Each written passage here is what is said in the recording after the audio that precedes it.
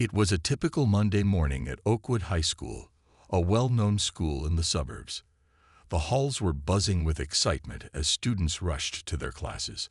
Among them was a group of 5 friends, chatting loudly and laughing as they walked down the corridor. They were popular, known for their looks and their family's wealth. To them, Oakwood High was their kingdom, and they had the power to make fun of anyone they chose. In the middle of the hallway, an elderly black woman walked by, carrying a large bag. She was wearing a simple dress and a scarf, her gray hair neatly tied back. She was an unfamiliar face to the students, but they didn't give her a second thought. At first, the group of friends didn't notice her, but as they continued down the hallway, one of them, a tall girl named Sarah, stopped and whispered to the others, pointing at the woman. "She looks like she's just here to clean," Sarah said with a laugh. The others stopped, glancing at the woman, their expressions filled with amusement. "She probably works in the janitorial staff," Jake, a tall boy with a cocky smile, said. "I wonder if she's cleaning the principal's office too." The group burst into laughter, making loud jokes about how she looked out of place in the school. They mocked her old age, the way she walked, and even her clothes. They had no idea who she really was, and that made it easier for them to laugh at her. The old woman didn't react to their cruel words. She just kept walking, her eyes forward, as though she hadn't heard them. But if she did hear, she didn't show it. As she passed them, Sarah and her friends continued their jokes, some of them even making exaggerated impressions of her walk and her appearance. They thought it was funny, not realizing how hurtful their words were. They didn't care, and in that moment, they felt untouchable. What they didn't know was that the woman was aware of everything they said. She had heard every single word. She had lived through far worse than this, and their teasing didn't affect her. She didn't let it show on her face, though. With every step she took, she walked with a calm grace, unshaken by the cruelty of the students around her. Soon, the bell rang, signaling the start of the next class. The students quickly dispersed, heading to their own classrooms, still laughing about the old woman. As they sat in their seats, ready for the lesson, they didn't think much about what they had done. To them, it was just a silly moment, a harmless joke. But little did they know, this old woman was about to become a very important person in their school life.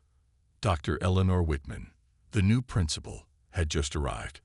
They had no idea that the person they had mocked was about to take charge of their school in a way that would change everything. For now, though, the students continued to laugh.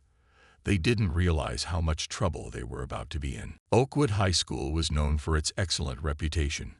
It had top scores, great sports teams, and a wealthy community. Most of the students came from families who were well off, and this often made them feel superior. Many of them had never faced real struggles, and their world was comfortable and predictable. They didn't have to worry much about life outside the school gates. The students who mocked the elderly woman were no exception. Sarah, Jake, and their friends came from families with money and status. They were used to getting what they wanted, whether it was the best grades, the best clothes, or the attention of the teachers. They were popular, and they often felt like they were above the rules that apply to others. Sarah, the leader of the group, was always the center of attention. She had long blonde hair, a perfect smile, and a way of speaking that made everyone listen. She was smart but also used her charm to get out of trouble. Jake, her best friend, was tall, athletic, and confident. He played on the school's football team and loved the spotlight. The others in their group, Liam, Emma, and Ava, followed their lead, never questioning their behavior, even when it was wrong. Despite their popularity, there was a sense of emptiness in their lives. They often mocked others to make themselves feel superior. They didn't realize that their words and actions could hurt people. They lived in a bubble, surrounded by others who thought the same way. Most of the time, their actions went unnoticed or were excused because of their family's influence. But beneath all the surface-level perfection, there was a lack of true understanding of the world around them. At school, everything seemed to go their way. Teachers tended to give them the benefit of the doubt, and the other students often looked up to them. They were the ones who set the trends, whether it was in fashion, music, or even how they treated others. Their small group of friends ruled the hallways, and they didn't question it. To them, Oakwood was their kingdom, and they were the kings and queens. The students, though, had little real knowledge of the struggles of people outside their world. They didn't understand the history of racism, prejudice, or discrimination that had shaped society for centuries. They had been taught that everyone was equal, but they didn't truly live by it. For them, diversity was just a word, not something to be respected or embraced. They had never experienced what it was like to be judged for something they couldn't change, whether it was their skin color, their age, or where they came from. When the elderly woman passed them in the hallway, they had assumed she was just another worker, someone who didn't belong in their world. They hadn't even considered that she might be someone important. Their jokes were nothing more than careless words. They thought she was just another old lady who didn't matter to them. But they had no idea that this old lady, this woman they laughed at, was about to become their principal. And their world was about to change. The next day, the announcement came over the school's intercom. Dr. Eleanor Whitman, a new principal, would be taking over the school starting that afternoon. Most of the students were indifferent. They hadn't heard much about her, but they assumed she would be just like the others, someone who wouldn't challenge their way of life. What they didn't know was that Dr. Whitman had a strong sense of justice, and she was about to teach them lessons they would never forget. The morning passed quickly, as the students at Oakwood High went about their usual routine. There was a buzz of excitement in the air, though, as the school was about to meet its new principal. Many students had heard rumors about her, but no one really knew what to expect. Would she be strict? Would she change anything about the school? The curiosity was almost palpable. At lunchtime, students gathered in the cafeteria, talking excitedly about the announcement that had been made over the intercom earlier. Some were hopeful, wondering if the new principal would be someone who could help improve the school, while others were just looking forward to seeing who would fill the position. Dr. Eleanor Whitman's name was unfamiliar to most of them, so they were eager to find out more. As the bell rang for the start of the afternoon assembly, students filed into the auditorium, chatting and laughing, still wondering what kind of person the new principal would be. The room grew quiet when the principal's assistant walked onto the stage and introduced Dr. Whitman. The students turned their attention to the stage, expecting to see someone in their mid-40s, perhaps with a stern expression and a stack of papers in hand. But what they saw was something different. The elderly black woman they had mocked earlier that day stepped onto the stage. There was no mistaking it. It was her, the same woman they had laughed at in the hallway. Sarah, Jake, and the rest of their group gasped in surprise, their faces turning red with embarrassment. Dr. Whitman stood tall and confident on the stage. Her gray hair was now pulled back in a neat bun, and she wore a professional suit that made her look even more powerful. She wasn't the janitor or an old lady lost in the hallways. She was the new principal, and she commanded the room with her presence. "Good afternoon, Oakwood High," she began, her voice calm but strong. "I'm Dr. Eleanor Whitman, and I'm honored to be your new principal. I believe in the power of education, equality, and respect. I look forward to working with all of you to make this school a place where everyone can thrive." There was a brief moment of silence. Some students exchanged confused glances, while others stared at Dr. Whitman in awe. The 5 students who had mocked her earlier were frozen in their seats. They couldn't believe their eyes. The woman they had made fun of, the one they had assumed was just an old worker, was now the person in charge of their school. Their laughter and jokes from earlier seemed distant and foolish now. Dr. Whitman continued speaking, but Sarah, Jake, and the others were too stunned to listen. They were too focused on their mistake, their cruelty, and the fact that they had no idea who she really was. As the assembly ended and the students filed out of the auditorium, the group of friends walked in silence. They couldn't shake the feeling of humiliation and they knew that they would have to face the consequences of their actions sooner or later. But for now, they tried to act normal, pretending like nothing had changed. What they didn't know was that everything was about to change. Dr. Whitman wasn't the type of person to let disrespect slide. She had seen the way the students treated her, and she wasn't going to ignore it. The real lesson had just begun, and the students would soon find out that they had underestimated her in the worst way possible. The first few days after Dr. Whitman's arrival were filled with mixed emotions at Oakwood High. Students and teachers alike were still adjusting to the idea that the elderly woman they had mocked was now their principal. For some, it was hard to accept. After all, they had been used to a different kind of leadership, principals who didn't challenge the status quo, who didn't speak about difficult issues, and who seemed more concerned with keeping things running smoothly than making any real changes. Dr. Whitman, however, was different. She wasn't there to maintain the school's comfort zone. She wanted to build a place where everyone felt valued, regardless of their background or appearance. And she wasn't going to let anyone forget it. On the first day of her leadership, she made it clear that Oakwood High wasn't just a place for academic achievement. It was a place where respect and kindness should thrive. She gave a brief speech during the morning announcements, telling the students that she expected everyone to be treated with dignity, no matter who they were. But her words were met with some resistance. A few students, like Sarah and Jake, were not happy with the changes. They didn't like being told what to do, especially by someone they had dismissed so easily. They were used to doing things their own way, without anyone challenging their behavior.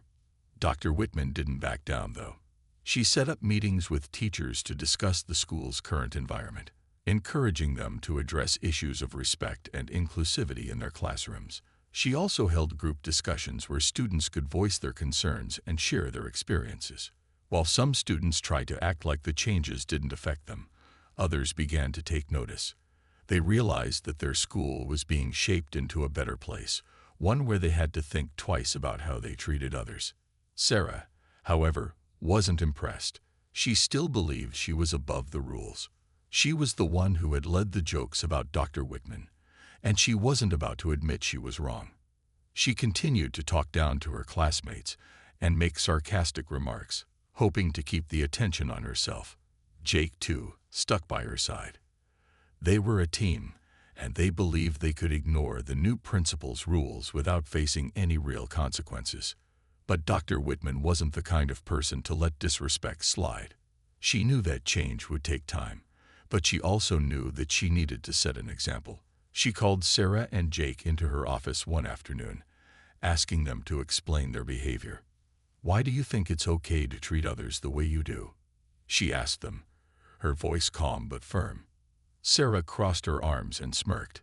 "It's just a joke, Dr. Whitman. We didn't mean anything by it." Dr. Whitman's eyes never left them as she replied, "A joke can be hurtful, even when you don't mean it. Words have power, and when you use them to bring others down, you create an environment where kindness is forgotten." Sarah and Jake didn't know how to respond. They were used to getting away with their actions, but Dr. Whitman wasn't letting them off the hook. She wasn't angry, but there was a quiet strength in her words that made them rethink their behavior. They didn't apologize, but something in their minds started to change. The next day, Dr. Whitman made another announcement over the intercom. "I've noticed a lot of talented students here at Oakwood High," she said. "But I want to see everyone's potential, your kindness, your creativity, your ability to help others. Let's make this a place where everyone feels welcome." Her words hung in the air, and some students, Sarah and Jake included, started to wonder if maybe she was right. Maybe they had been too quick to judge. But change, as Dr. Whitman knew, takes time, and she was ready to guide them through it. A few days after Dr. Whitman's speech at the assembly, Sarah and Jake found themselves facing something they never expected: a meeting with the principal. Dr. Whitman had asked to speak with them after school, and neither of them knew exactly what to expect. They had spent the past few days trying to pretend like nothing had changed, but they couldn't shake the feeling that something was coming. When Sarah and Jake walked into Dr. Whitman's office, they were surprised by how calm and welcoming it was. The walls were lined with bookshelves, and a few plants added a touch of warmth to the room. Dr. Whitman was sitting at her desk, looking at them with a serious but not angry expression. "Please, have a seat," she said, gesturing to the chairs in front of her desk. Sarah and Jake sat down, feeling nervous. The silence in the room felt heavy, and they didn't know what to say. They had been avoiding this conversation ever since that embarrassing moment in the hallway. "I wanted to talk to you both about something important," Dr. Whitman began, her voice calm but firm. "I'm sure you remember the comments you made about me when I first arrived. The way you spoke about me was disrespectful and hurtful." Sarah opened her mouth to speak, but Dr. Whitman held up a hand, stopping her. "I'm not here to yell at you. I just want to understand why you acted the way you did." Jake shifted uncomfortably in his seat.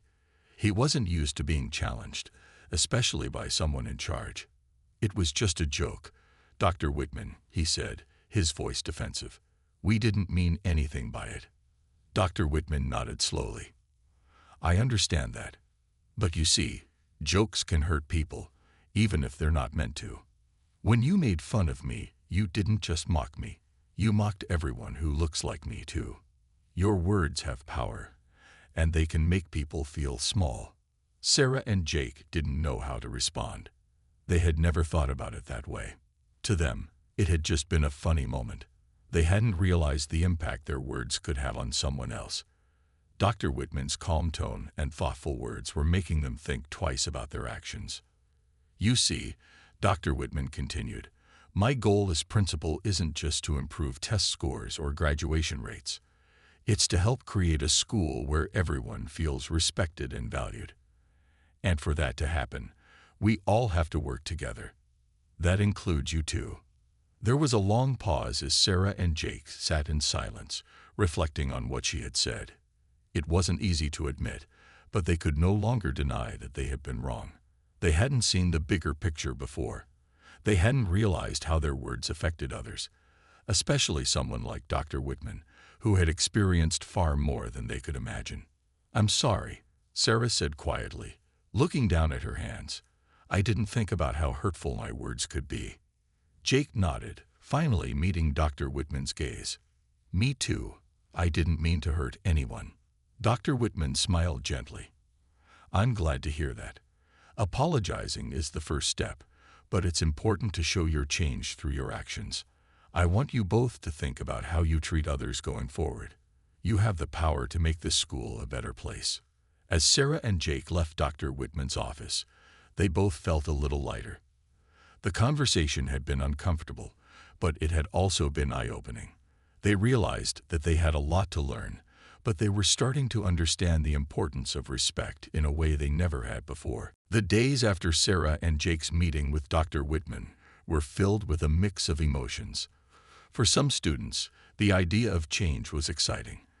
They welcomed Dr. Whitman's leadership, hoping that her focus on respect and inclusivity would make their school a better place. But for others, including some parents and longtime teachers, the shift in leadership felt uncomfortable and unwelcome. Dr. Whitman had made it clear that she expected Oakwood High to be a place where every student was treated with dignity, regardless of their background. She had even started making changes to the school's policies, encouraging more discussions about diversity and respect in the classroom. While some students embraced these changes, others began to push back. A group of parents organized a meeting with Dr. Whitman, expressing concerns about her approach. "We don't need to change the way things are," one parent said, his arms crossed in frustration. "This school has been fine for years. Why fix something that's not broken?" Dr. Whitman listened patiently to each concern, but she was firm in her response. Change isn't about fixing something that's broken. It's about making sure every student has the opportunity to thrive in an environment where they feel valued and respected. That's what I'm working toward. While some parents disagreed with her, there were also many who supported her vision. They saw the value in creating a more inclusive school culture. Several teachers began to back Dr. Whitman's ideas, helping her push forward with new programs to address bullying and promote kindness. These teachers understood the importance of preparing students for a world that was diverse and complex. One teacher, Mrs. Lawson, had been working at Oakwood High for over 20 years. She had seen the school change in many ways over the years, but she had never seen a principal so dedicated to creating an environment of equality. She decided to support Dr. Whitman's efforts, and together they organized a series of workshops for students and faculty on respect, understanding, and the impact of their words. The students who had previously ignored Dr. Whitman's messages, like Sarah and Jake, began to feel the pressure. Their peers who had once followed their lead started questioning their behavior. Some of their friends even started speaking out against their past actions, encouraging them to be more respectful and open-minded. At first, Sarah and Jake felt uncomfortable. They didn't like being the ones singled out. But as they watched their classmates come together, they began to realize that they had been part of the problem. The school was changing, and they could either resist it or be part of the positive shift that was taking place. In the cafeteria one day, Sarah overheard a group of students talking about how the school had started to feel more welcoming. "It's nice to see everyone treating each other better," one student said. "I feel like we're becoming a real community." Sarah felt a mix of guilt and hope. She realized that Dr. Whitman's vision was starting to take shape, and maybe, just maybe, she could be a part of it. It wouldn't be easy, but she knew that the changes happening around her were important. Jake, too, began to notice the difference. During one of the workshops Dr. Whitman had organized, he listened to a speaker talk about how words could either build someone up or tear them down. It made him think about the jokes he had made in the past and the people he had hurt. For the first time, he understood the impact of his actions. Though not everyone at Oakwood High was on board with Dr. Whitman's approach, the support for her was growing. She was making an impact, and even the students who had once mocked her were beginning to see that there was more to leadership than just authority. Dr. Whitman wasn't there to enforce power. She was there to create a better future for everyone. Weeks went by, and the changes at Oakwood High continued to unfold. Students began to notice the difference in the atmosphere around the school. It wasn't just the new rules or policies that made things feel different.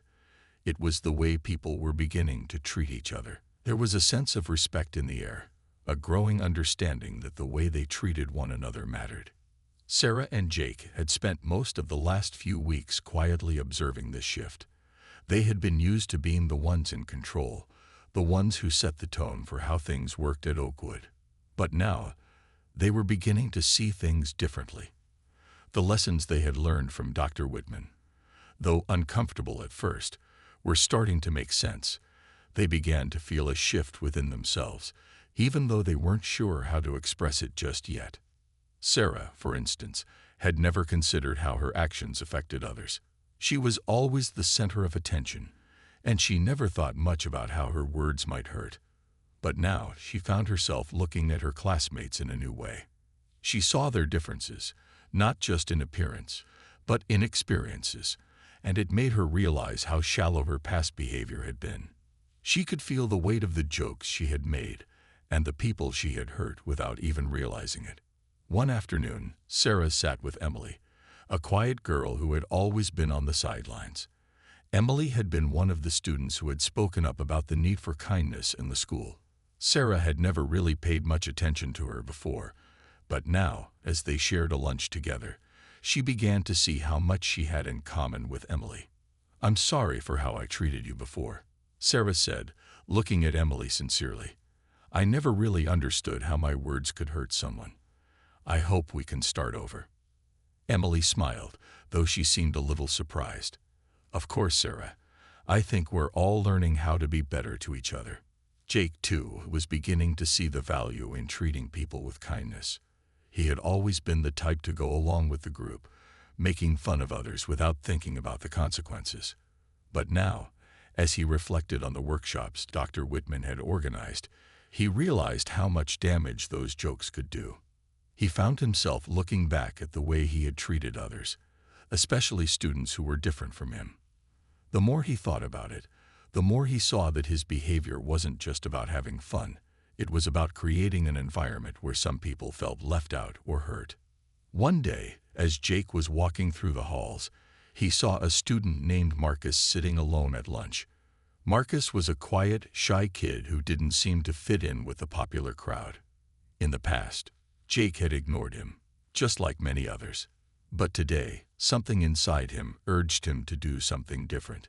Jake hesitated for a moment, then walked over to Marcus. "Hey, mind if I sit with you?" he asked, trying to sound casual. Marcus looked up, surprised. Sure. I don't mind." As Jake sat down and began talking to Marcus, he felt something shift within him. It wasn't just about being nice.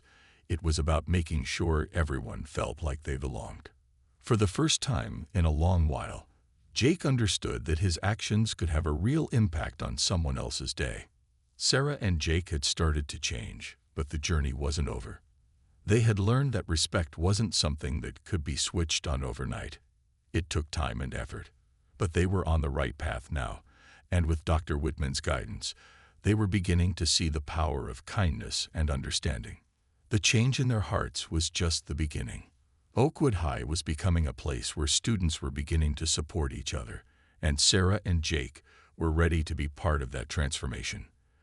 They knew they still had a lot to learn, but for the first time, they were ready to try. As the weeks passed, Oakwood High began to feel like a different place.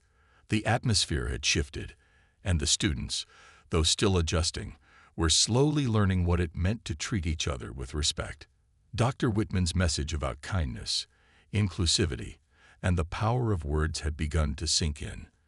But for Sarah and Jake, there was still something they had to do, something that would help them fully understand the changes they were going through.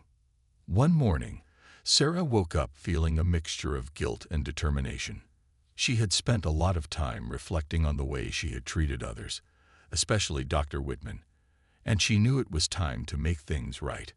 She had apologized to Emily, but there was one more person she needed to face, the woman who had shown her, and everyone else, what it truly meant to lead with kindness. That afternoon after school, Sarah found herself standing outside Dr. Whitman's office. Her heart was racing, and she wasn't sure how the principal would react. But Sarah knew this was something she needed to do. She took a deep breath and knocked on the door. "Come in," Dr. Whitman's calm voice responded from inside.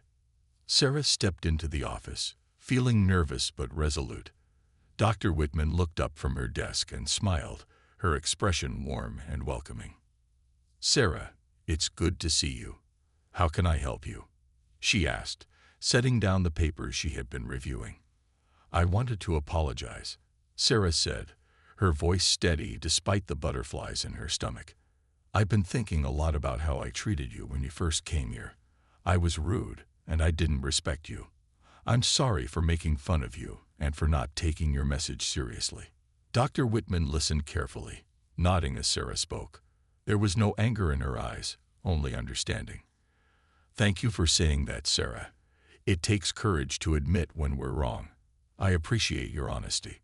I've been thinking about what you said about respect and kindness," Sarah continued.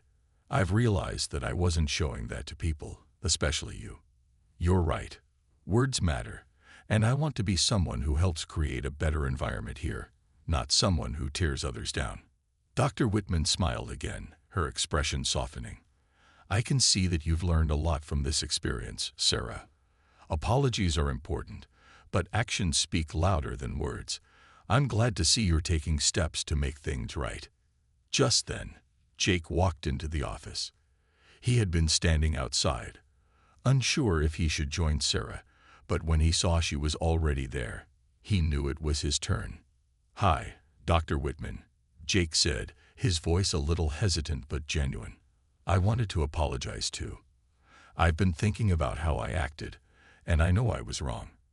I didn't understand the impact of my words before. I'm sorry for making fun of you, and I want to do better." Dr. Whitman looked at Jake with the same kind smile.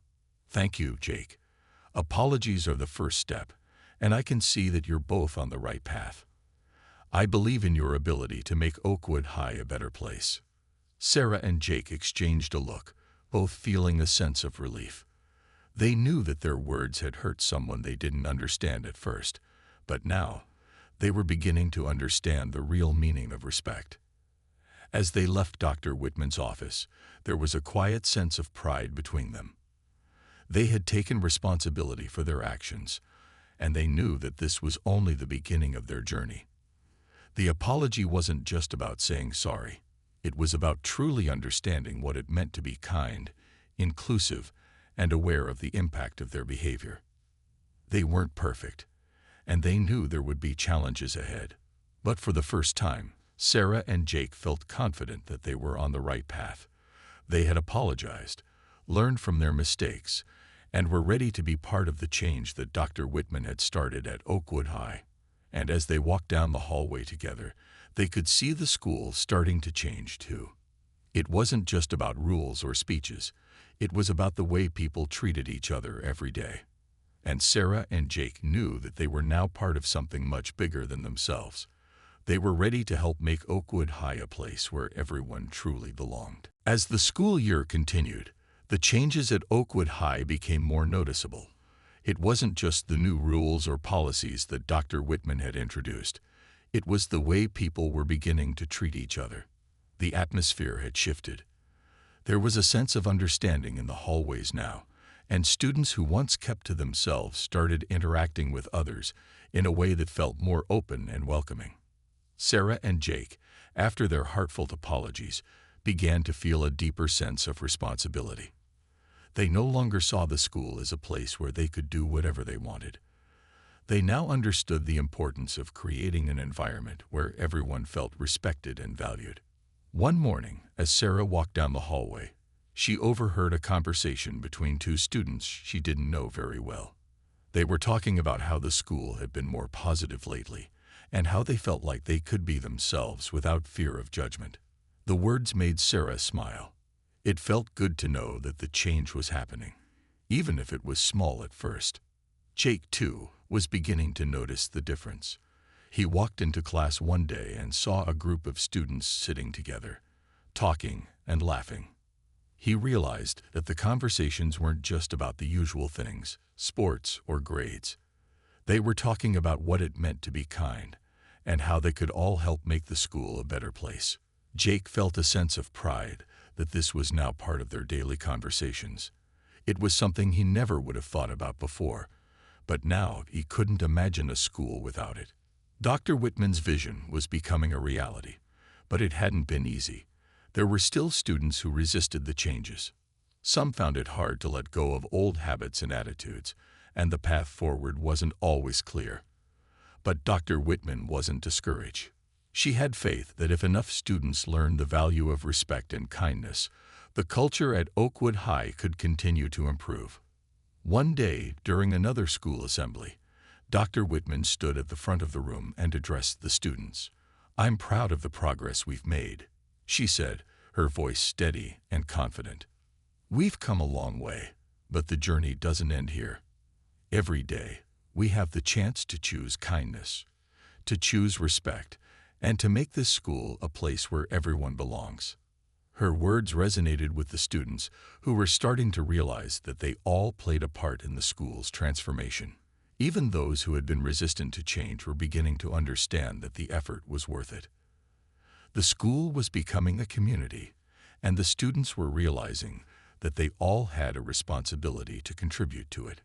Sarah and Jake, standing in the back of the auditorium, exchanged a quiet look. They could feel the difference now. They had been part of the problem before, but now they were part of the solution. They had learned the power of words and how their actions could either bring others down or lift them up. As the assembly ended, Dr. Whitman left the stage, and the students began to file out of the auditorium. The hallway felt different now. It wasn't just a place where students rushed from one class to another. It was a place where they walked with their heads held a little higher, knowing that they were contributing to something bigger than themselves. The journey was far from over, but Oakwood High was no longer just a school. It was a place of transformation, hope, and change. And Sarah, Jake, And the others who had learned from Dr. Whitman knew that the work they had started together would continue to make a difference long after they graduated. The change at Oakwood High was a reminder that even the smallest actions could make a big impact, and that every student had the power to help create a world where everyone felt respected and valued.